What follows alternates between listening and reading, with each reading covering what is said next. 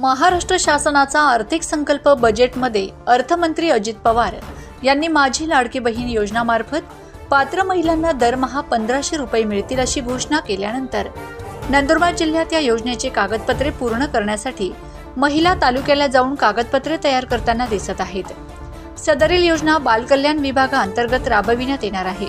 यात अंगणवाडी सेविका, आशा वर्कर्स, बचत गटातील महिलांना नारी शक्ती दूत या ॲप्सवरून फॉर्म भरण्यासाठी नियुक्ती करण्यात येणार असल्याची प्राथमिक माहिती मिळत आहे। यात 21 ते 60 वर्ष वयोगटातील विवाहित, परित्यक्त्या, विधवा महिला यांना हा लाभ मिळणार आहे।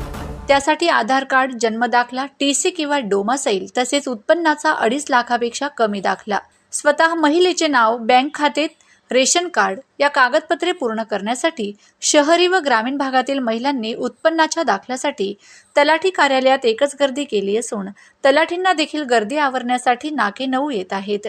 तालुक्यात महिलांची एकच झुंबड दिसत आहे, तर दुसरीकडे शेती कामासाठी महिलाच मिळत नसल्याने शेतकऱ्यांना याचा मोठा फटका बसणार असल्याचं दिसत आहे। योजनेचा अर्ज करण्यासाठी 15 जुलैपर्यंत मुदत असून सदरील योजनेचे फॉर्म भरण्याची अजूनपर्यंत कुठेही सुरुवात झाली नसून फसवणूक करणारे व्यक्तीपासून सावधान राहण्याचीही गरज आहे।